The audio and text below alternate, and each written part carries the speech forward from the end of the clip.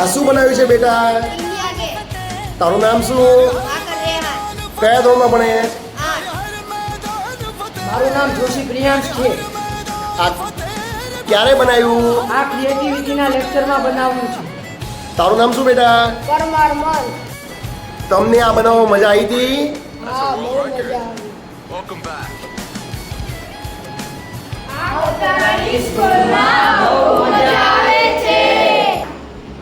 તો બહુ મજા આવતી હોય તો તારું નામ શું બેટા? ક્યારે? તારું નામ? વાટુક્યા હર્ષ.